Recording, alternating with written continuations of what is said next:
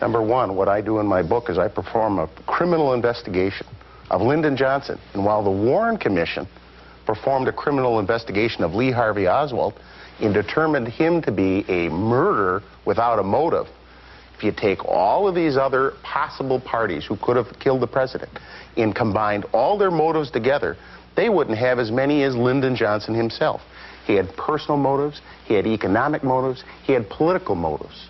We start with motive. Then from there we go to opportunity. Lyndon Johnson was involved in planning the trip.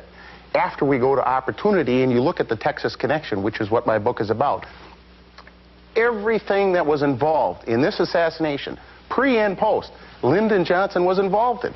We can go to Jack Ruby. Ask Madeline Brown how she met Jack Ruby. Did you meet Jack Ruby, Madeline? Lyndon Johnson's attorney introduced me to him. Go on. I'm serious. Where? I was coming out of Neiman Marcus and happened, of course, I knew the attorney, and he was standing talking to Jack Ruby, and he says, I want you to meet Jack Ruby. And so Wait a second. When was this? Oh, 1952, I think, way back. 10 years before the assassination? Oh, yeah. So Lyndon Johnson's attorney, which one? Jerome Ragsdale. The same guy who wrote you the letter Yes. after LBJ died Yes. and said that the financial arrangements would be continued. He was standing with Jack Ruby, you say? Yes. Did you ever tell any of the authorities this? Yes. Who'd you tell? Well, I told, well, not the Warren Commission. They didn't talk to me. They didn't ask you No. to testify? No, I was Go told. on. I was told if they contacted me in any way. They should watch some talk shows, these guys. What'd you say, James? I said the Warren Commission didn't even talk to the closest witnesses to the assassination. Bill and Gail Newman, you know, they were right there. We all remember the pictures of them shielding their children on the grassy knoll. Warren Commission didn't even talk to them. And there were over a dozen witnesses on the overpass, every one of which was aware that the shots came from the grassy knoll, from beyond the stockade fence. Only one was called. And when he said that the others saw the same things that he did, they didn't call any of the others. Craig Zerville, who picked the Warren Commission? Let me just tell you this. What these two men are saying, who are experts in the assassination, is absolutely true. The Warren Commission was a politically biased entity created by Lyndon Johnson for the sole purpose of getting him out of another political scandal. This one, of course, the worst of his career. And the reason I say that, if you look back in history, 1963, November 22nd, what happened? The Texans came out and they said it was a lone killing, a lone assassin. And if you look at law, at the killing of a president in 1963, if it was caused by a lone assassin, was only subject to state jurisdiction, not federal. And Texans came out and they said it was a lone killing. Therefore, they had exclusive jurisdiction to investigate the case and prosecute. Craig, are you indicting the whole Lone Star State in your theory?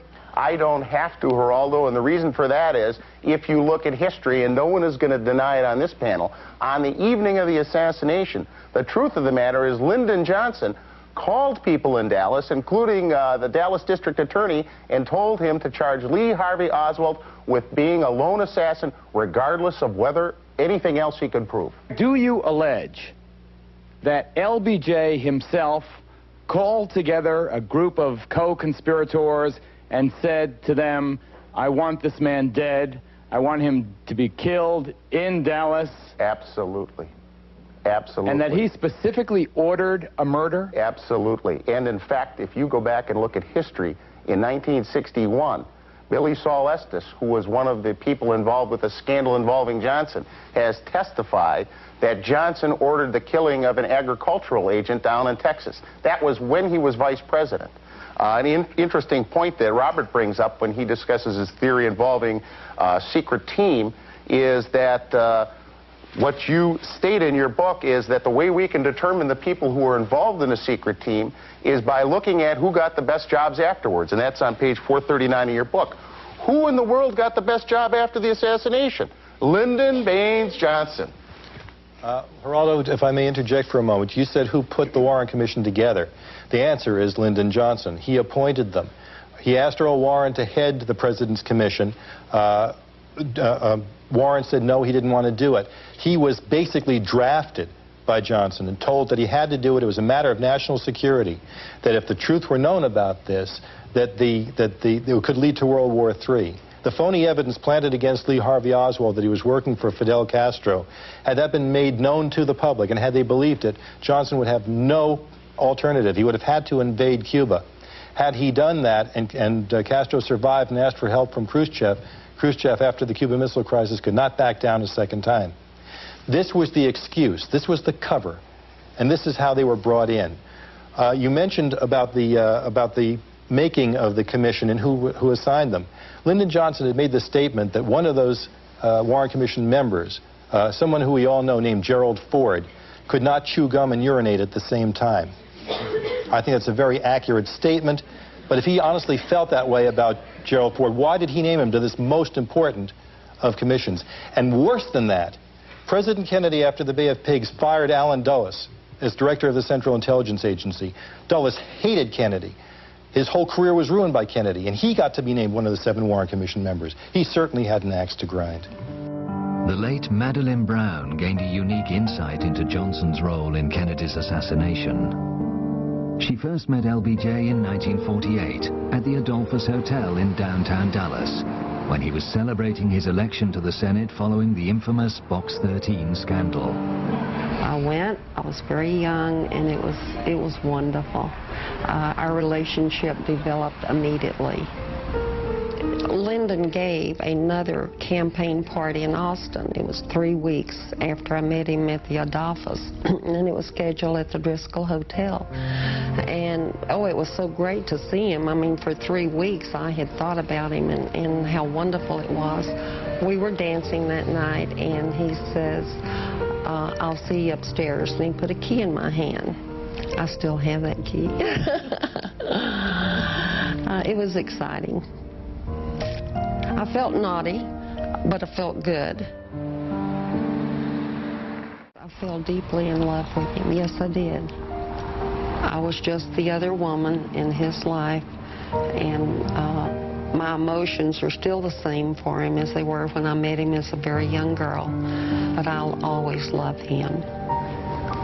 He was the father of my son, Stephen. That intimate relationship with Johnson continued for many years. Through him, she became familiar with the closed world of power politics in Texas. On the eve of Kennedy's assassination, she attended a party at this house in North Dallas, the family home of oil billionaire Clint Murchison Sr.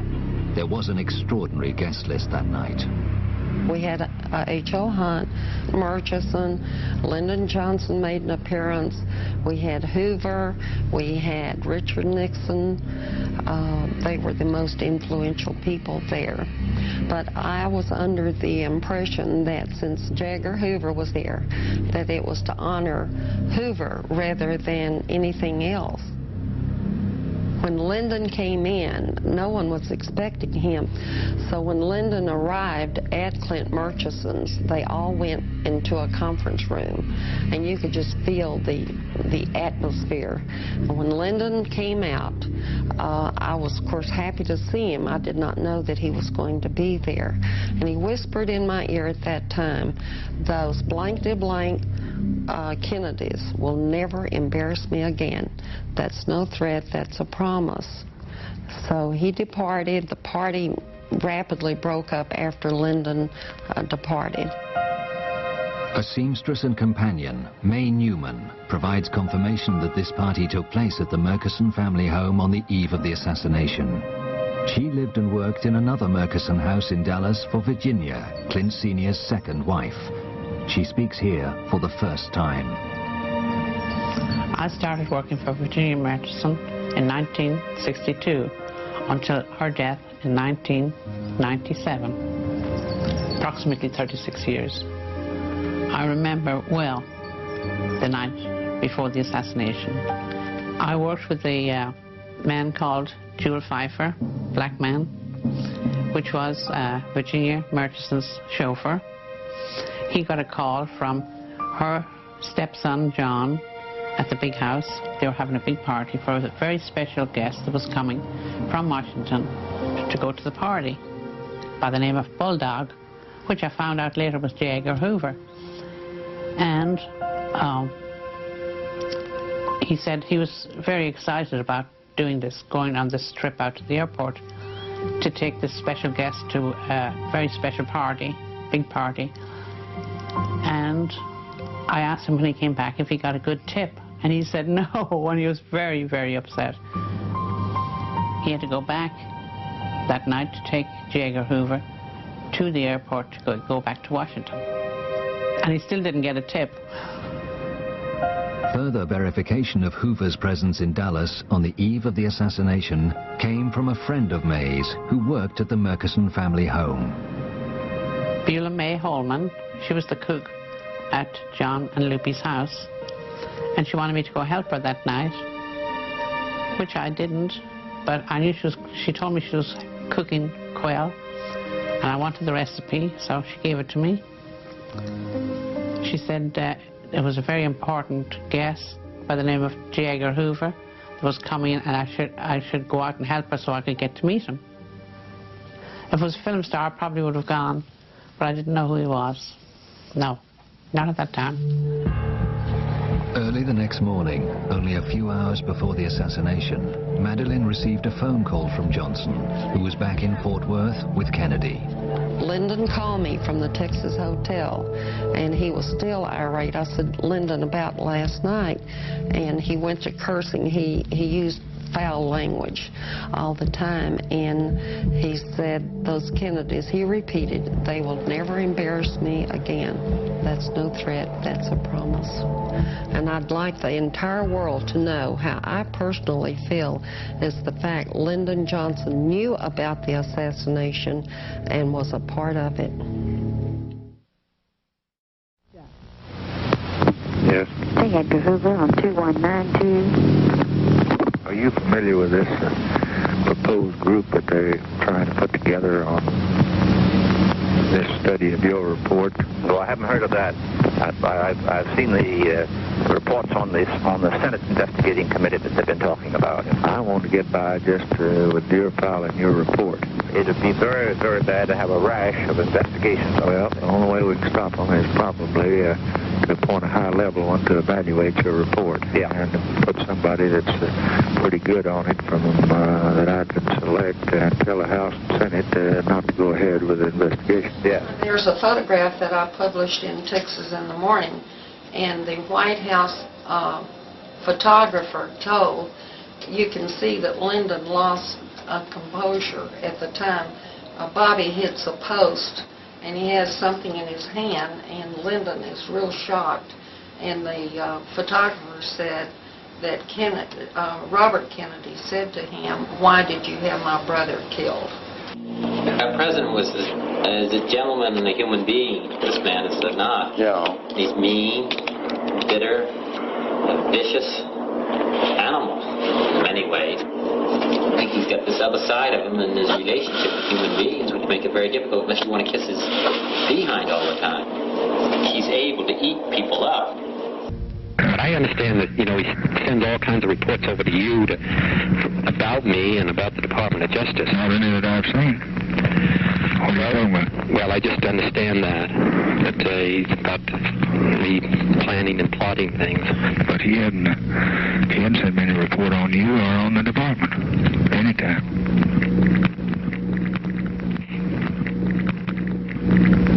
Well, I had understood that he had sent reports over about me plotting the overthrow of the government by force and violence. No.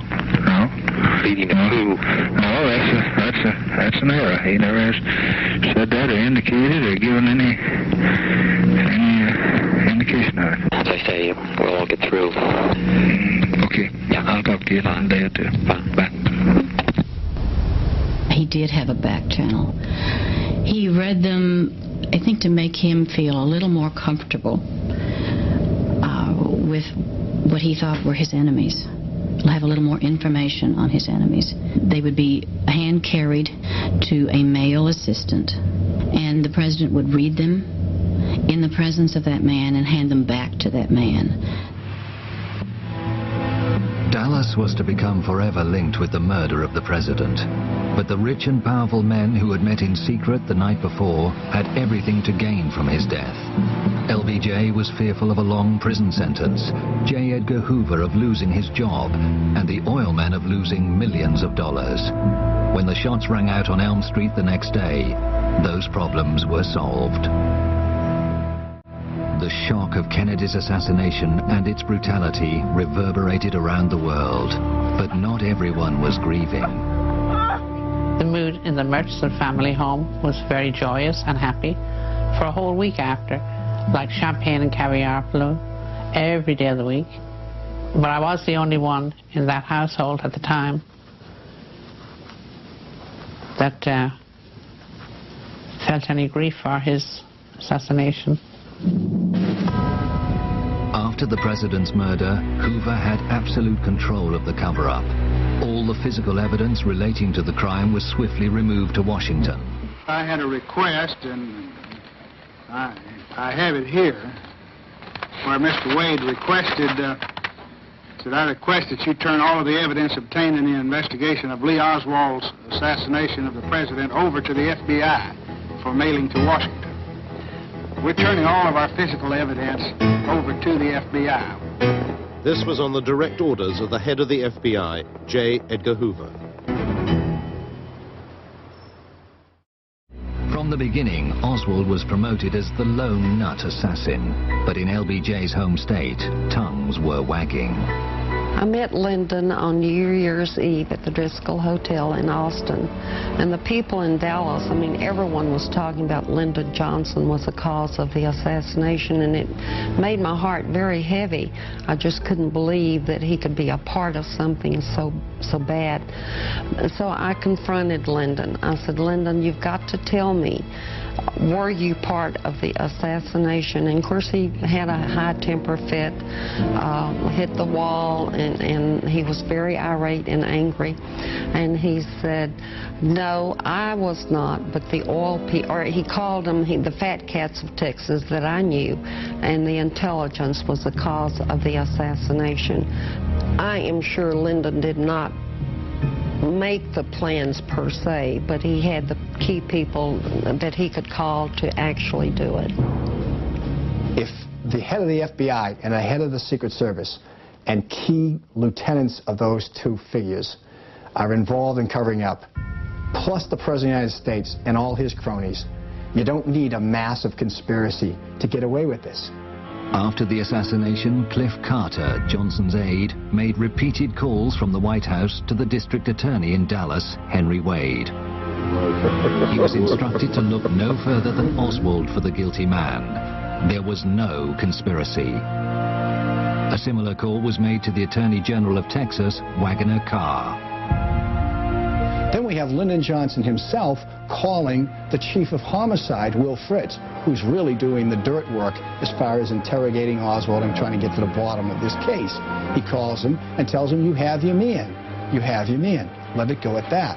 Lyndon Johnson is trying to control what is going on with the investigation of the assassination of President Kennedy from Washington, D.C., with crucial figures in the case. The late Dr. Charles Crenshaw experienced the new president's controlling hand. He was in the operating theater at Parkland Hospital with his colleagues, working to save Oswald's life after Jack Ruby had shot him. He was urgently called to the phone in an adjoining office. I picked up the phone, and it was there I heard this voice like thunder that stated, "This is the president, Lyndon B. Johnson." And he asked, "How is the accused assassin doing?" I was so startled. The thing that I could say was, he's holding his own. He's lost a large amount of blood. He said, "Would you take a message to the chief operating surgeon?" It was more of an order than a question. So I said, "Yes, sir." He said, "There is a man in the room. I would like for him to take a deathbed confession." And all of a sudden, the phone went off. I returned to the operating room. I tapped Dr. Shires on the shoulder. He looked at me like, what are you talking about? Everyone was working feverishly in the abdomen trying to correct the wounds there. I said, guess who I've been talking to? I said, the President of the United States called and wants that man over there to take a deathbed confession.